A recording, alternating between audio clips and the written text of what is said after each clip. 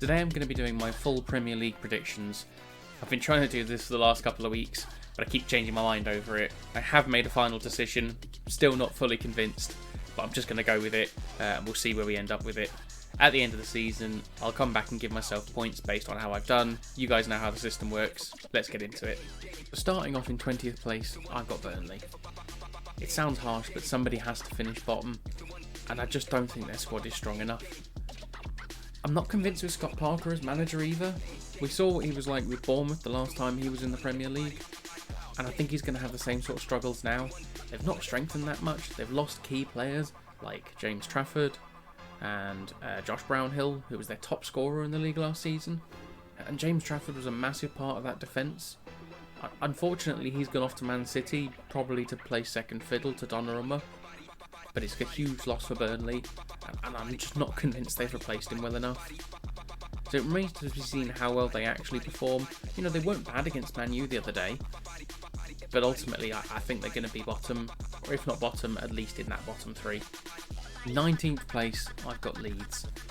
Similarly with Burnley, I'm just not convinced with the squad they've got and the business they've done. They've got in a few decent players. Dominic Calvert-Lewin is obviously Premier League experience, but can he stay fit? That is the big question. If he's not on the pitch, then he's no good to them. And their other business just doesn't fill me with confidence. Looking at James Justin, again, it's Premier League experience, but he was relegated with Leicester, and he was generally pretty poor last season. The rest of the business, they've spent good money, looking at the likes of Noah Okafor and Anton Stack, but I just don't think it's enough to keep them up. And I'm not convinced with Daniel Farke either. He wasn't great with Norwich the last time he was in the Premier League. He struggled to get this Leeds side promoted a couple of years ago. And I think he's a bit one-dimensional. If they want to stay in the Premier League, Leeds, I think they're going to need to replace him partway through the season with somebody who's got a bit more tactical nous for survival. I like him as a manager. I just don't think this is the right situation for him. You know, he's not going to be able to keep them up. As much as I would like to see Leeds stay in the Premier League, because they are a big side at the end of the day, and it would be nice to have them back. But as it is, I just can't see them surviving, unfortunately. I'm happy to be proved wrong, but I've got them 19th. Moving on to 18th spot now, I've got Wolves. I do think one of the promoted sides is going to stay up this season, and you may have already been able to figure out who that is. And we'll come on to them in a little bit. But yeah, in 18th I've got Wolves. I do think they're going to go down this season. They've had a lot of outgoings, some key players, obviously the likes of Matheus Cunha, Ryan Aït-Nouri. They even lost squad players like Nelson Semedo, Pablo Sarabia. They've gotten really good money for some of their players. But you can't keep selling players like this and not replace them. You know, looking at their incomings, they have brought in a left back. They brought in a right winger, Fer Lopez. The left back was David Wolf, who I think was pretty good in one of the games recently, but I'm just not convinced with the overall quality across the season. They brought in the Genk forward, whose name I cannot pronounce, and I'm not going to try and butcher. I don't know much about him personally. It's a bit of a difficult transition from the Belgian league to the Premier League. It's a very different level of football. So I'm happy to be proved wrong. They did well keeping hold of Strand Larsen, but I don't think they're going to have enough creativity behind them to keep them up. Like I say, I'm happy to be proved wrong again with this one, because I do like Wolves, and they were fantastic when they first came up to the Premier League. But with the way they keep turning over the squad, I'm just not convinced that they're going to be able to do it. And I think there are some stronger sides in the Premier League now. So for that reason, I've got them in 18th. In 17th place, and just staying up, I've got Sunderland. I really like a lot of their business from this summer. They've kind of gone for the Forest approach of just throw loads of money at it and bring in loads of players. But I think they've brought in some real quality as well. We all know how good Granit Xhaka can be on the ball, and if he's given the freedom in that midfield to do what he wants to do and what he does best, I think they're going to be really good this season. They've already picked up some big points, and looking at the rest of the business, they've strengthened in some key areas. They've got some real coups on this list. I mean, Geertruida in on loan, Reynildo on a free, Mukiele, Xhaka, Brian Brobby. there's so many good players on this list, and I have seen people talking about the fact that they're going to lose quite a few of them to the African Cup of Nations in January, February time. But with the amount of players they're going to be missing, I believe they can apply to have the games pushed back. And having a few of them pushed back should give time for some of those players to return. Back when Mo Salah and Sadio Mane were at Liverpool and they'd go off to AFCON, Liverpool couldn't do it because I think you need at least 3 first-team players to be going. So I think Sunderland's business is smart. I'll admit I don't know about their manager Reggie, but I'm positive for them. I'm feeling positive about them, and I think it'd be great to have them back in the Premier League. Give Newcastle a bit of a rivalry, and yeah, I really like a lot of their business. So more than anything, I hope they stay up. But that's so I've got them in 17th. Up next in 16th, I've got West Ham, and given the way they've started the season, they're going to be in a relegation battle. They're really going to struggle, and I'm just surprised at how poor they've been. They've had to make the likes of Jean-Claire Todibo permanent, and that's a big outlay for them, and he's been shocking. I don't quite understand why Max Kilman's been so bad since his move from Wolves last season. But defensively, they look completely clueless, and it's a shame because I like Graham Potter. I liked him at Brighton. I was happy to have him as Chelsea boss.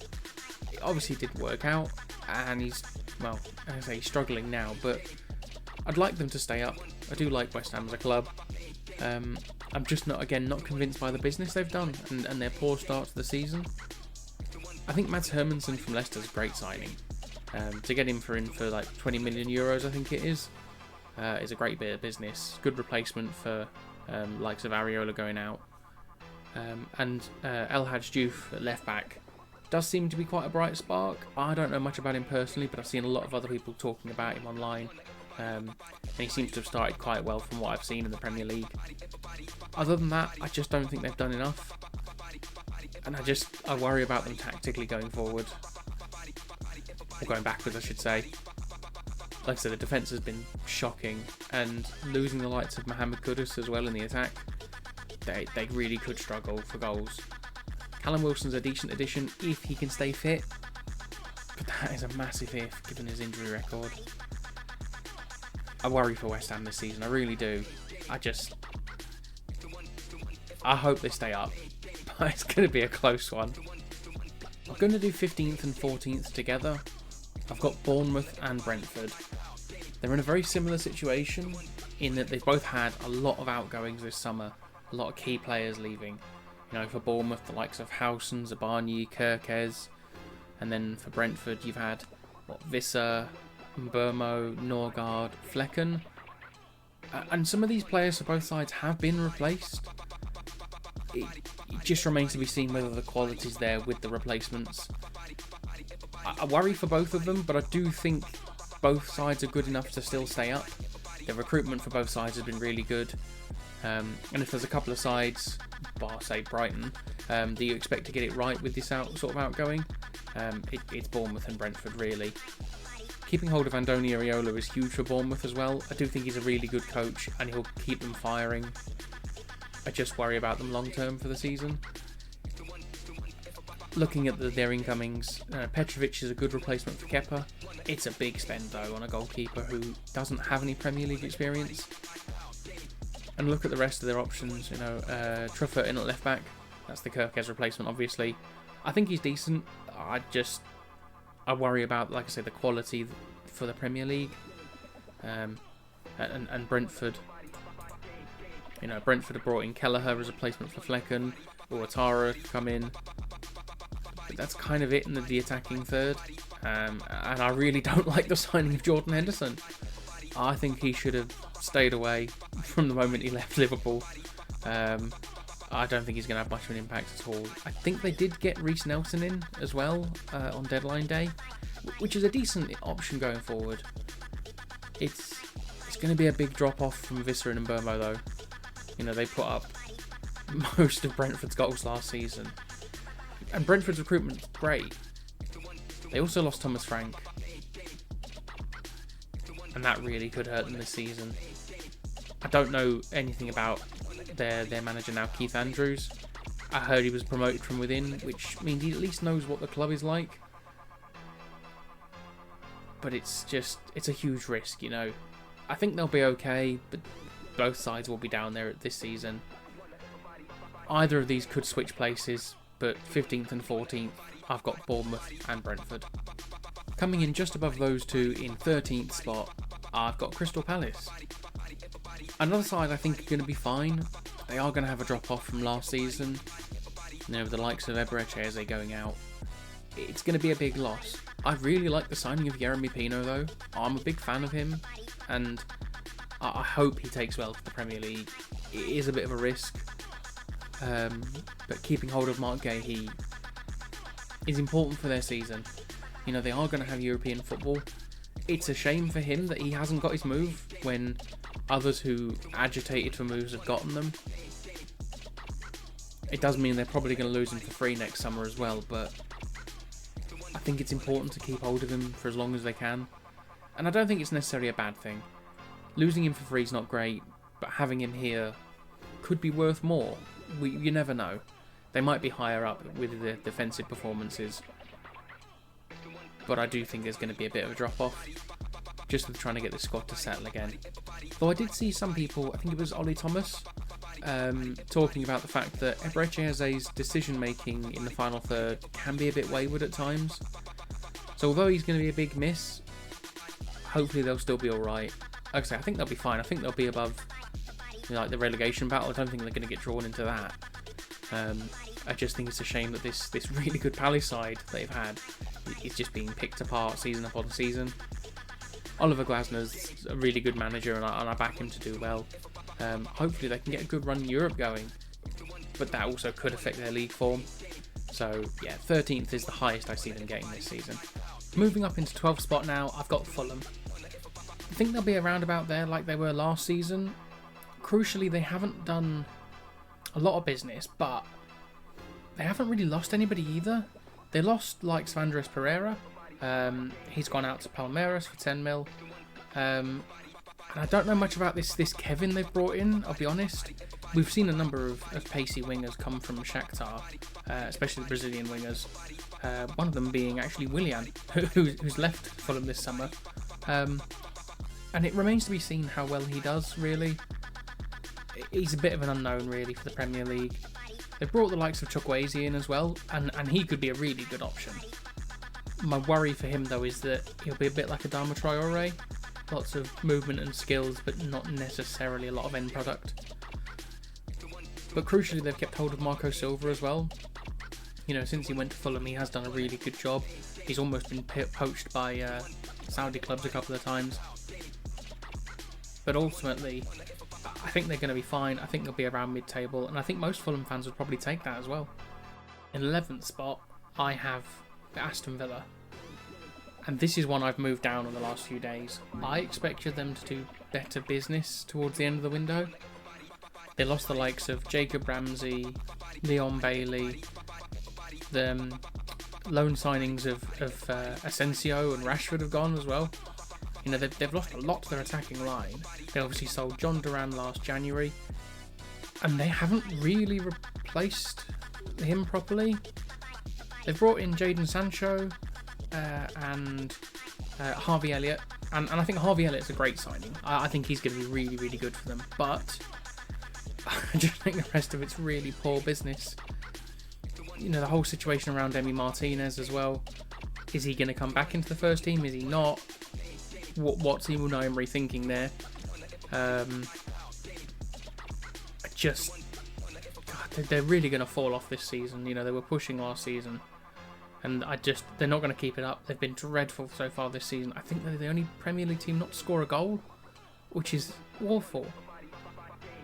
Watkins can't lead the line on his own. You know, with the amount of turnover they've had, just looking at other players they've brought in. Evan Gasson could be decent. He's quite pacey, but again, it's a risk bringing him in without really knowing how well he's going to settle. Players from the French league can be a bit hit and miss. And Victor Lindelof at centre-back is not a bad option. It doesn't fill me with confidence for them, though.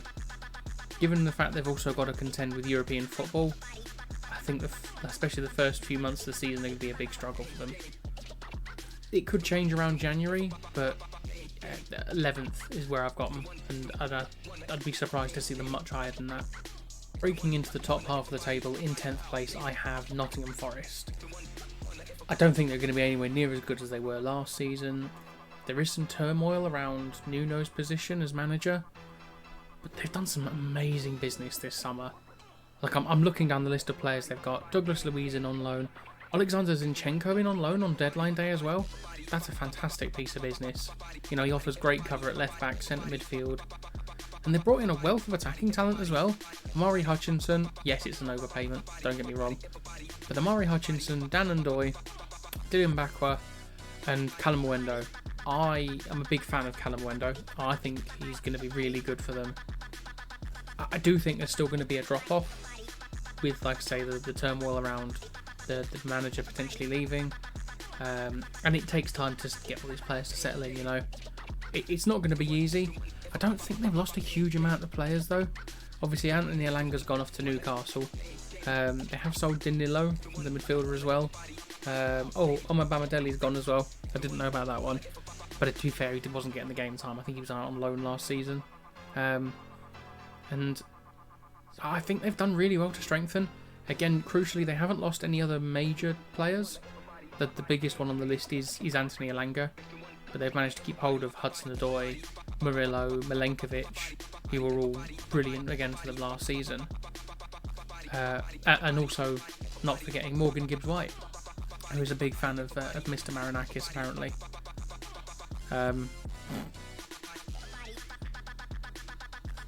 We have to laugh about that video.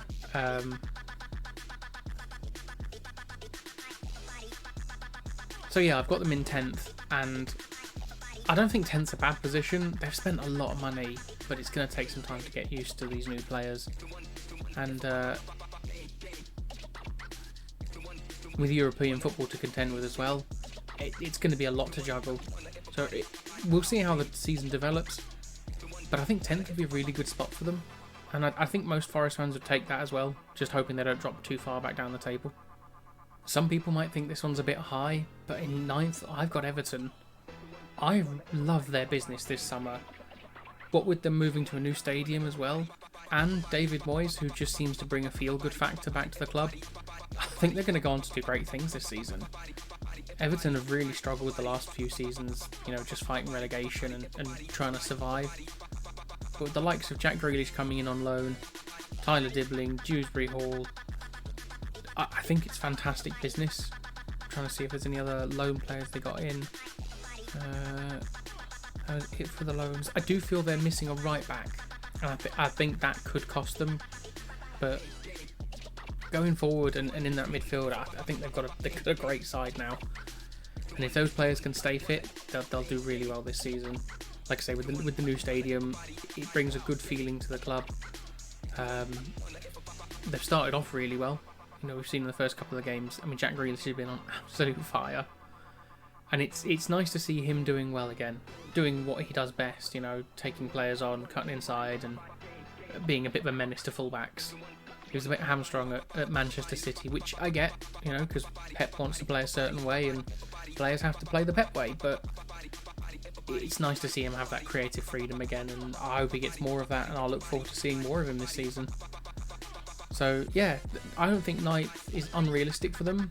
Like I say, some people might think it's a bit high, but I think it is achievable, given they've got nothing else to contend with as well. No European football, obviously, where some of the other teams around them do, you know, where I've got them in the league. So, yeah, 9th for me. This was a really difficult one to pick. In 8th, I have Manchester United. You'll have noticed they've obviously not appeared before now, so I had to have them quite high.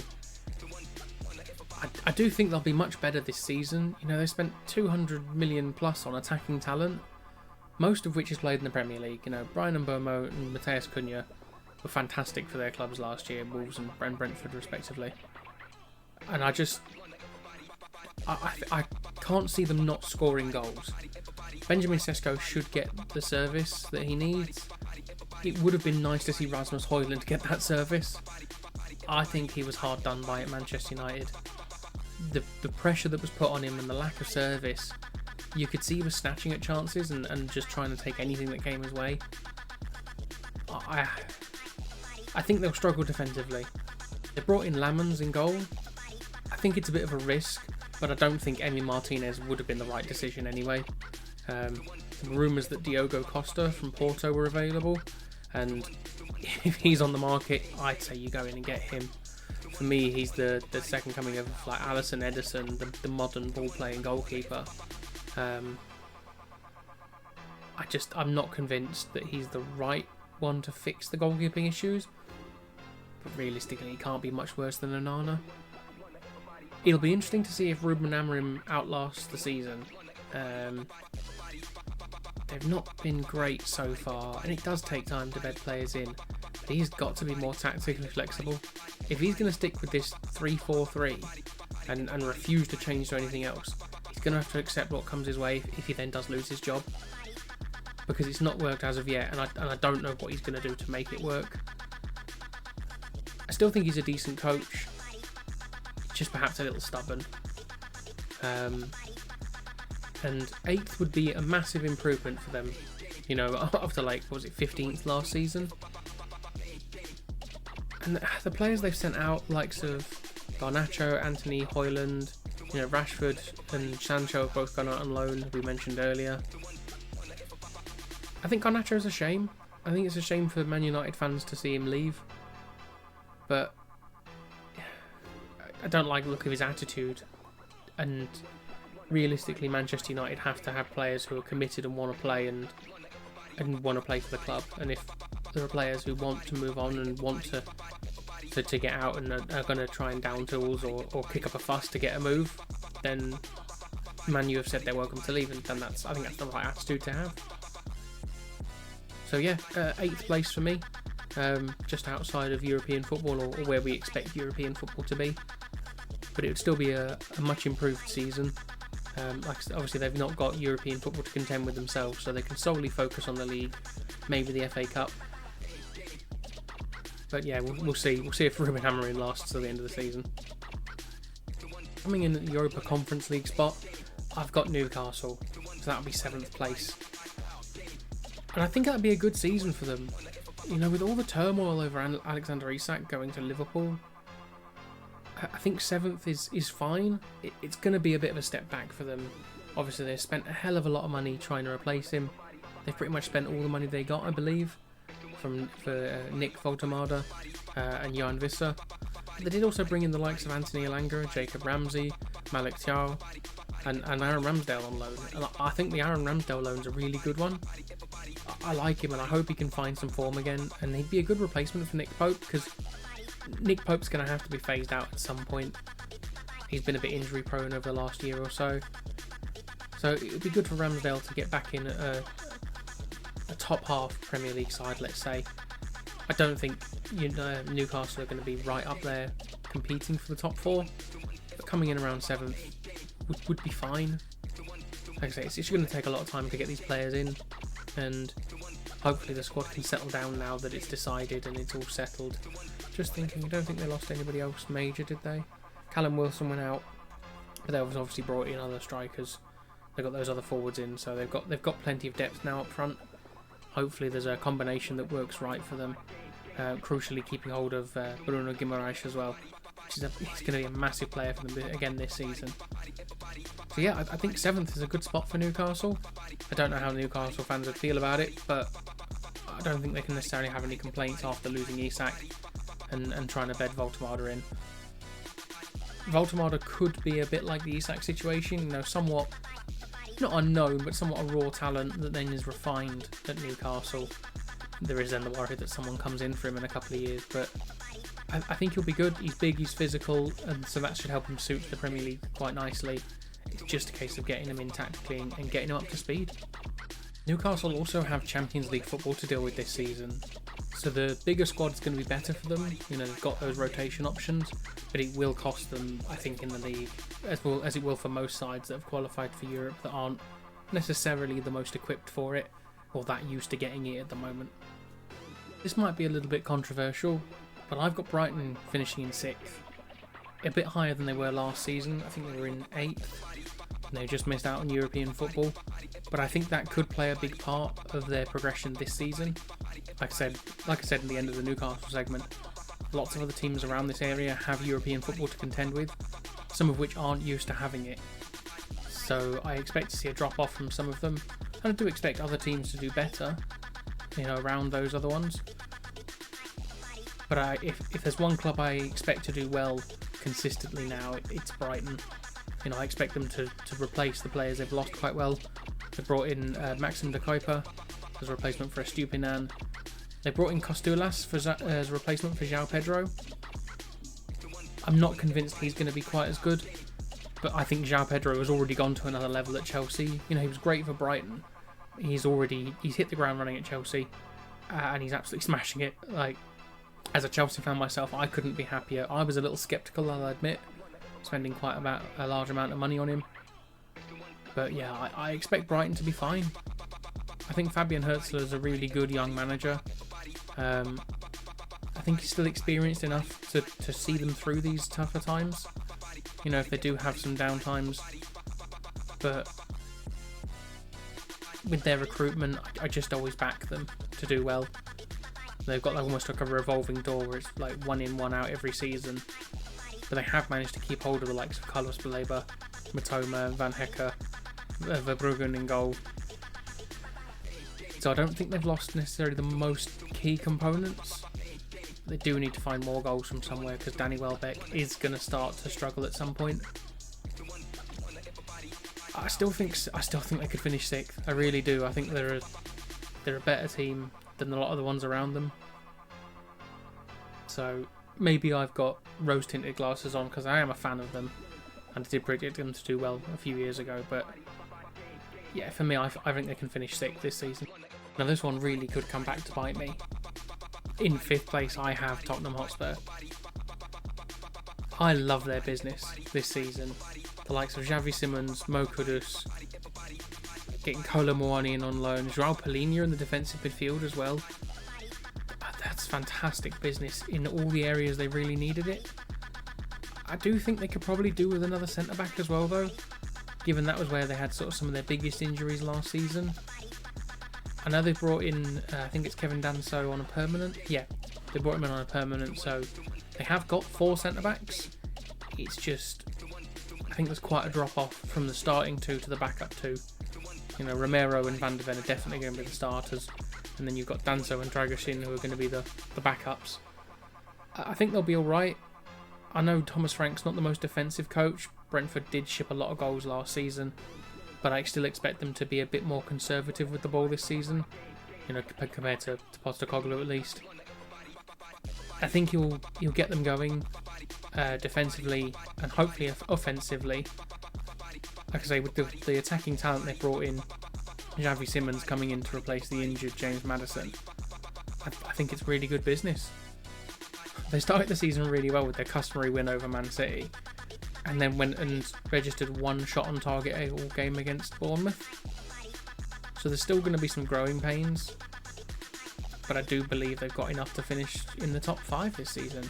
I don't think it'd be higher than 5th, and they very well could slip down to 6th or 7th. But I think with the players they've got and with the manager coming in, I'm expecting big things from Spurs this season. I'm going to try and take the bias out of this one. I've got Chelsea in 4th. And I don't think that's too high. I think that's a fair place to put them. Some people will have them higher, and I'd love to see them finish higher than 4th, but being realistic about the number of players we've had in and out again, and the strength of the squads above us, or that I've got finishing above us, I think 4th is fine. I think it'll be much closer this season though. Liverpool ran away with it a little bit last season. They dropped a few points towards the end once they'd already won it, but I think it's going to be much closer this season. I expect there to only be maybe 5 to 10 points between 1st and 4th or even 5th. I like a lot of the business we've done. As I said before, I was sceptical about João Pedro, especially for 60 odd million. He's been unbelievable, and I'm more than happy to be proved wrong with matters like that. I do worry a little bit about the defence still. We didn't bring in another goalkeeper. Sanchez has been a bit better, but I still don't have the utmost faith in him. And with the likes of Levi Colwill getting that serious injury, we have bodies at centre-back. We don't necessarily have a lot of experience at centre-back, and I think the experience is what we need to see us through those games. We've still had games last season where we were conceding too many late on, and that is my biggest concern again going into this season. I think Enzo Maresca's doing a good job though. I don't know how he'd feel about finishing 4th, but if we can get the players back that are injured now and keep them fit for the rest of the season, I expect us to go on and do well. Like I said, I'd be happy to finish higher than 4th, but I think 4th's a realistic target, like I say, given the quality of the teams that I've got finishing above us. Not to mention we also have Champions League football to deal with. That is going to be a big tax on some of these players. The Europa Conference League would have been a good bit of experience for Europe and some of the travelling and stuff for those that didn't have it, but it is going to be another level. There are better teams in the Champions League, obviously, but I think we've got enough players and enough quality to do well in the league at least. I don't know how far we're going to get in the Champions League. Maybe I'll come on to that another time, but yeah, fourth is, I think, is a realistic target for Chelsea this season. Maybe even 3rd, but I'm going to go with 4th just to be safe. Moving into the top 3 now, and in 3rd place I've got Manchester City. These were the 3 hardest to pick, and I think I've finally settled on where I'm going to put them. But I think it's going to be much tighter than last year. I do expect Man City to be better than they were last year. Defensively they were woeful by their own standards, and they have improved. I like the signings of Reinders and Ait Nouri at left back. Ait Nouri is a bit more of a sort of a left winger really, the way he attacks, but I'm just not convinced that Donnarumma's the right pick at goalkeeper. He's a fantastic shot stopper, but like everyone's been saying, he does not fit the Pep mould. And that's exactly why Joe Hart was pushed out of the club when he first arrived. It's because he's not the best with his feet. So it remains to be seen how effective he'll be in the Pep system. Like I say, it's a fantastic shot stopper, there's no doubting that. But I do think they're going to struggle a bit. I was having a look through the squad and I didn't realise just how many of that Champions League winning squad have actually left the club already, just after a couple of years. And I do think some of the experience is going to be missed. Ruben Diaz doesn't quite look the same player. Again, that might be due to not having the support of sort of others around him. The likes of Kyle Walker have gone as well, and I'm sure he's going to be a big miss. It's tough when there's a lot of change in the squad, and as far as we're aware, it's Pep Guardiola's last year. He may extend again, he may not. I think he'll probably take a break after this. I think they'll be up there pushing for the title, but I think the highest they're going to get is 3rd, maybe 2nd, but like I say, it's going to be closer than it was last year. I just don't think they've got it in them to win the league. Just 2nd and 1st left to do now then, and I'm going to do these together and then reveal who I've gone for at the end. Both Arsenal and Liverpool have done massive bits of business, strengthening their squad, addressing the areas they needed. I do think it's going to be really close this season. Arsenal brought in the likes of Gyökeres, they've got Zubimendi, even Nkappi on loan on deadline day. You've got Madueke to cover the right, Eze to cover the left. I've got a hell of a lot of depth. Even Kepa in goal, he'd be a great backup for David Raya. And I wonder how far they'll push Liverpool and see which team can push the other the furthest. We've already seen one game between the two of them this season. Liverpool obviously coming out on top there. They were only separated by a free kick. I do worry about Arsenal as a mentality. I've seen people saying it online and I completely agree that Arsenal need to go and take the game to the bigger teams. They went to Anfield aiming not to lose, whereas they needed to go there aiming to win. it's all well and good going there and being happy with a draw, but that's part of the reason why they came away with a 1-0 loss. The other thing is, I'm not sure that they have the mentality to be the front runners. It's very different to lead the pack than it is to chase the leaders. There's a lot more pressure on there. And this Arsenal side have not done that at any point, really. They spent a few weeks at the top a couple of years ago, but other than that, it's always been someone else that they're chasing down. And there's less pressure there. You know, if you lose or drop points, then you're still just trying to catch up. But if you're leading, the pressure's really on to make sure you maintain that lead. And I'm just not convinced that this side has the mentality for that right now. It may do in a year or two. Whether or not Arteta will get the time for that, we don't know. You feel he's got to win something this season, because the amount of money and the amount of time that's been put into this project, they have an outstanding squad. They can play brilliant football. Just remains to be seen whether or not they'll go and clinch the title this year. And when it comes to Liverpool, they have done some fantastic business, there's no doubt about that. Possibly the best window, one of the best windows we've ever seen. The likes of Isak, Ekitike, Florian Wirtz. They're stunning bits of business. You've got Kerkez and Frimpong at fullback. They've addressed the main areas, except for centre-back. They didn't get Mark Gahey over the line, and I do worry that that could cost them long-term. You know, if everybody stays fit, and they have Kanate and Van Dijk at centre-back for the whole season, then they should be fine. But if either of those picks up a major injury, they're looking really light at centre-back. I honestly can't think of a fourth centre-back they've got. I know they've got Joe Gomez, but I'm struggling to think of who that fourth centre-back would be if they needed another backup. And with like them trying to push on all fronts, they're going to need squad rotation. They may go back in for Gahey in January. I believe the deal fell through because Palace weren't able to get a suitable replacement in on deadline day. I think their option went to West Ham from Brighton. I think it was Igor, was it? And if he had come in, would Gahey have been allowed to leave? We'll never really know. There were even rumours that Oliver Glasner was threatening to walk if Mark Gahey was sold. We don't know if that's true. But I do think Liverpool could struggle defensively. They've looked quite vulnerable already this season. Van Dijk has not been at his best the first couple of games. He might be a bit fatigued. You know, he has been at the top of his game. Even since he came back from that injury, he's been at the top of his game. Which is impressive considering I believe it was an ACL. He was out for most of the season that time. So he's done well to come back and perform at the top level. But is it going to be a step too far for them to win the league this season? Time will tell. And this is why it's been so difficult to try and split the two sides. I am going to give the edge to Liverpool though.